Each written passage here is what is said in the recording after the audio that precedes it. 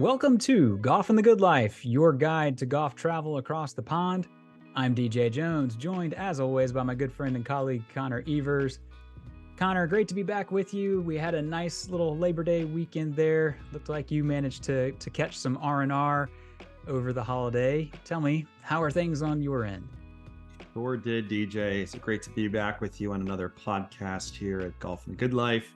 Yeah, had some great R&R over the weekend. Got back into college football. I can't believe it's already here. So it's a great weekend. Watched a little bit of golf, which was the Walker Cup at the Old Course, and the United States was able to take home the win. They were down a couple points going into kind of that final day, but was able to turn it around and come back with the win.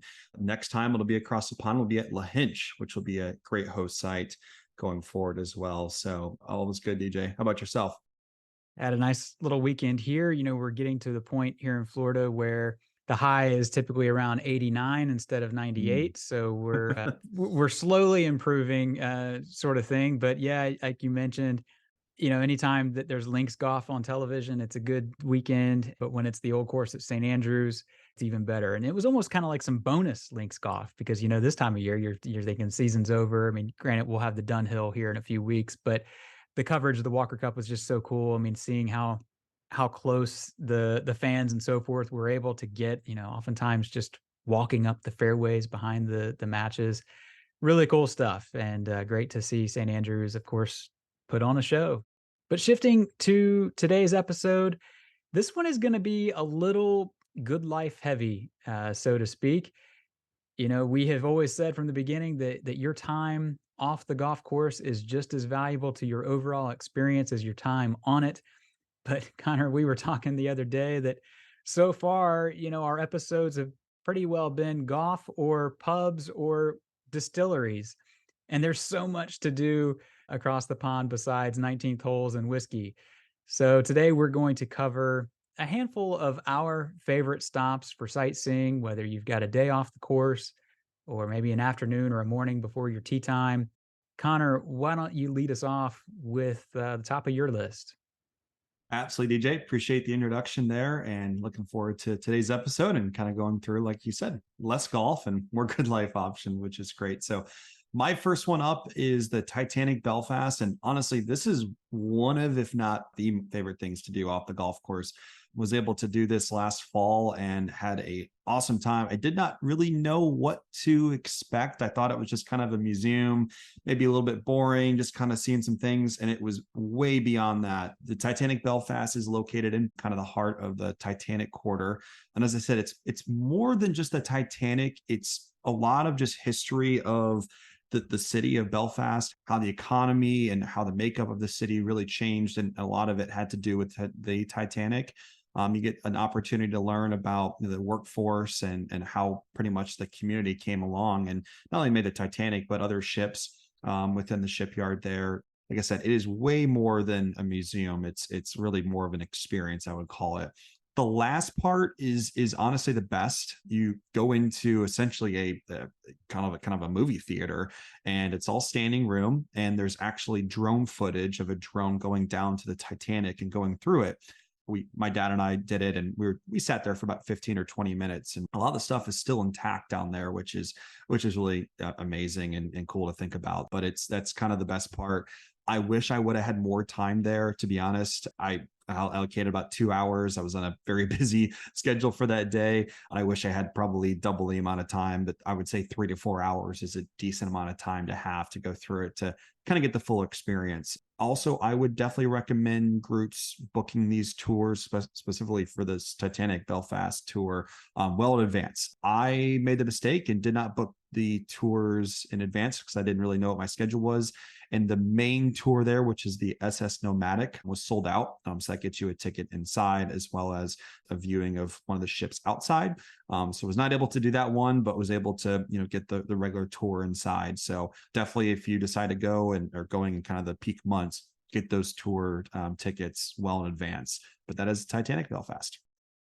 Yeah, that is some great advice, especially for the booking tickets early situation, because like you said, you wouldn't expect this quote unquote museum, is going to be as busy as it is, but it's the attraction in town. So get with the H&B concierge if you were in the area to see Titanic Belfast. It's well worth your time, and you will probably spend more time than you expect there as you stroll through the maritime history of Belfast. But my first stop happens to be the Cavern Club. If you watched the Open Championship, you saw the Cavern Club because I feel like every time they came back from a commercial break, they did this little aside about the history of Liverpool and the area and so forth. And of course, the Beatles are a huge part of that, and for very good reason. The Beatles played at the Cavern Club roughly a few hundred times early in their career. It's kind of where they were discovered more or less by their manager, Brian Epstein. But the club is not just about the Beatles. You know, so many famous acts have played there through the years: the Rolling Stones, Elton John, Queen, The Who, Oasis. I mean, the list kind of goes on and on. But it's just this great spot because A, there's live music basically every night. And of course, they're playing the songs that we all know. Everyone loves to sing. Everyone's having a great time. So it's just a great place to go enjoy the nightlife. But it also it feels like you're going to this secret club because it is underground.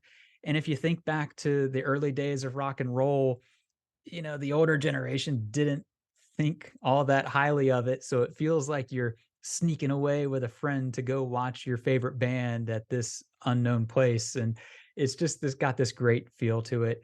The original club actually closed back in the 70s, but it reopened roughly a decade later. They had to kind of move it ever so slightly, but it still occupies a lot of the same area. And they actually salvaged thousands of bricks from the original club and put them in to the current one. But it's a great spot. If you're in Liverpool, it belongs at the top of your list. Yeah, it's definitely one of those things you don't want to miss, especially if you're in England's Gulf Coast and playing some golf there in that area. But next up is the Cliffs of Moher in the Republic of Ireland. And honestly, it's just not a visit to Southwest Ireland without seeing them, especially for first timers to Southwest Ireland. The cliffs are in County Clare and they run for approximately 9 miles long in total. I mean, pending kind of where you're at, is going to be somewhere between 400 to 700 feet above the bottom of the Atlantic. So it's an amazing view. I know you can say the same thing, DJ. You are very high up, and there are some places where there's not really fenced off, so you're kind of on your own. So that's kind of our biggest suggestion there is just be careful and note where you're walking. There's also a ton of tourists that visit the Cliffs of Moher. So last year in 2022, there's projected about 1.1 million tourists that viewed the Cliffs of Moher. So our biggest thing is to plan to go early. So maybe you're playing golf in the afternoon or what have you, go there in the morning or vice versa in the afternoon. Doonbeg is very close. Adair Manor is about an hour and 15 minutes. Lahinch is essentially next door. And again, Doonbeg is about 30 minutes away. So perfectly pair it, it's one of the golf courses you're playing in the area. And back to my point of being careful, wear applicable shoes. So boots or tennis shoes are great. So don't wear any, dress shoes or anything like that. Like I said, be careful. Make sure you know where you're walking because you are very high up, DJ. Yeah, I mean, they are up there. And, that is some great advice. And especially on the get there early part, because my one and only visit to the cliffs, I had actually more or less gotten lost intentionally in this part of Ireland. I took this really long drive through the Burren and, stopped a million times. And my whole plan was, well, my last stop headed back to Lahinch is going to be the Cliffs of Moher. So I get there like, I don't know, 2 or 3 o'clock in the afternoon. And that place was packed. And the thing I couldn't believe, and every time I see these buses, I still can't believe that there are tours that essentially operate out of Dublin that drive all the way across the island to go to the cliffs, maybe one or two other stops, and then all the way back to Dublin. Look, if it's your one and only time in Ireland and that's how you've got to see it, more power to you. I'm not knocking the approach. It's that if you get there in the morning, you're getting ahead of most of those people who are driving across the island. But you're right, the views are incredible, and if you're there late in the day, even though it might be busy, the sunset going that direction is pretty awesome. But next on my list, we're going to stay on the Emerald Isle, but we're going to head north to the Carrick-a-Reid Rope Bridge. just as it sounds, the Karika Reed Rope Bridge basically connects from the mainland this tiny island called Karika Reed, and it is this wooden plank bridge with two little handrail ropes on either side. There is a safety net, don't worry, but it's about 100 feet up, crossing this little, stretch of water out to this island. It's only about 60 or 70 feet long, so it's not a terribly long walk, but it is not for the faint of heart. I mean, because you are up there, the waves are crashing below. Once you get to the other side, if it's a clear day, take some sandwiches and bag of chips and, a Coke and spend a minute over there because it is this nice little island and the view up and down the coast is fantastic. But again, not for the faint of heart. I think a few people every year have to be quote unquote rescued from the island by boat because they made it across, but they now can't face going back over. So if that happens to you, you're not alone. But if you're a fan of Game of Thrones, they actually filmed a couple scenes here. One of them was a Greyjoy Iron Islands situation. I don't remember exactly what the episode was, but it certainly fits. And then ironically, the car park for the Karika Reed is it's this dugout quarry, and there was a scene, it was a jousting scene where Brienne of Tarth and somebody else, they battled it out. I can't remember who, but they filmed it there. So if you're a fan of the show, pretty cool little tie-in. But it's just right down the street from the Giant's Causeway, which is one of those sites that, just like the Cliffs of Moher, if you're in this part of Ireland, you should not be missing it. So it's a great little 2 for 1 that you can knock out in pretty quick time there together. But Connor, what is next on your list there? Next up is Windsor Castle. And I was fortunate enough to go here. Gosh, I think it was 2017. I was studying abroad in London for a semester. My parents came over for about a week and we were able to do some touring kind of outside of London. So was able to go to Windsor Castle and it was a great day. It is a perfect pairing with some of the Heathland golf, in the Surrey area. If you're arriving in London and do not have arrival day golf, you're only about a 15-minute drive or so from the London Heathrow Airport. So it was originally built in the 11th century and is the longest occupied palace in all of England. The castle is also used for ceremonial and state occasions, including some overseas presidents, monarchs, and prime ministers will have meetings there. Entrance tickets will get you, access to the grounds as well as inside the castle. So, as we said, make sure you book those tickets far in advance. For anything really. Kind of my experience, the most impressive thing was going inside the castle and really seeing the state apartments, the state rooms. Super elaborate, amazing, beautiful. Don't have enough adjectives to describe them, TJ, but it was really cool inside. And changing the guards also happens here. It happens at Buckingham Palace, but it does happen here on Thursday and Saturdays. And I do say it's right before 11 a.m. it occurs, but make sure you check on kind of the schedule there. The other big kind of factor at Windsor Castle is St. George's Chapel is on site. Absolutely stunning. And there's tons of royal weddings as well as burials and funerals take place here. And notably the wedding of Prince Harry and Meghan Markle is here in 2018. And, when we lost Queen Elizabeth II last year, she was buried in the location as well. And to kind of get the full experience, again, I'm really kind of keen to pushing a little bit longer, as some people think, but honestly, 3 to 4 hours to really get the full experience is what's needed here at Windsor Castle. So definitely recommend that. Again, great day to go there and tour after golf, before golf, or maybe just on an off day as well, DJ. Yeah, there's plenty to see. I mean, you could spend a lot, and I mean, the town is right there. So, you walk out the front gate and there's shops and pubs and so forth. So it's a great little place to spend, the better part of a day. My favorite thing to do at Windsor actually has nothing to do with the castle or or the town. It's the long walk, which you mentioned the Queen during her funeral procession, and I think actually in the wedding as well. Basically, there was a procession down this long straight road that leads into Windsor Castle. Well, that's the long walk, and it's 3 miles long almost. And ironically, it starts at a statue of King George III on horseback. So kind of a neat little tie-in given our history with that guy. And basically, it's just this long, straight road. If you catch it on a sunny day, there's going to be people picnicking and got their dogs out running around. It makes for a fun, just a nice, enjoyable, leisurely stroll in the London countryside. But my next stop goes a little north. We're headed to the home of golf, and it is the St. Rule Tower.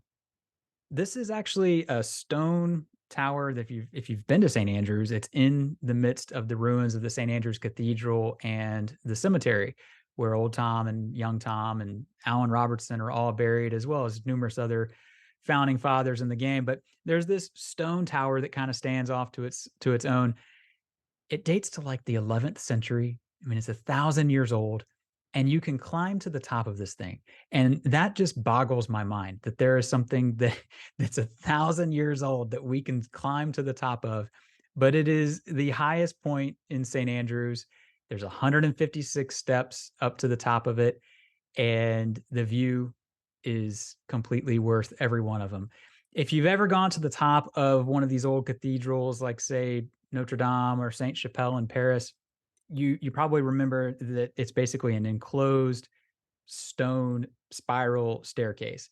That's what you're working with here. So factor that in. If you've got vertigo or whatever, it may not be ideal. But again, if you can stomach getting to the top, it's definitely worth it. You can buy a ticket at the visitor center as you enter the cathedral grounds. I was there over the summer with my parents, and my mom did it while we were out playing golf one day. I feel like back in the day, I had just popped a coin into a turnstile, but maybe they've advanced into the 21st century with their ticket situation. But great spot. And the reward for your climb happens to be Janetta's Gelato right outside the front gate, which Connor, I know is a fan favorite of yours. It is. You gave a high recommendation for it, and I just had plans to go there one night when I was in St. Andrews last fall, and one night turned into two, and two nights turned into three. So I went there all 3 nights I was in St. Andrews. I had to try the whole menu, right, DJ? I'm so proud. That's fair. So next up is the Old Town in Edinburgh, Scotland. And when you're in Edinburgh, you need to go to this area. It is fantastic. Edinburgh is one of my favorite cities in the whole entire world, and been there a couple of times. And last time I was there in the fall was actually over Halloween, so it was kind of funny being in that town during that time. It is a very hilly part of the city. Bring your walking shoes because you're going to need them. Make sure you have some good traction on them too, because a lot of times it rains, and some of the streets have old brick from centuries ago. So just make sure you got good comfortable shoes, but also ones that have good traction on them. Like I said, great views from the top of kind of the old town. You can kind of see the whole city from up there, which is great. And the Royal Mile is a street that runs downwards from the Edinburgh Castle, kind of within the old town. Royal Mile has tons of shops and restaurants and what have you within it, so it's a very cool part of town. And kind of my favorite thing too is there's tons of very narrow passageways within the old town, so it's just fun just to kind of get lost, hang out, and just walk and see.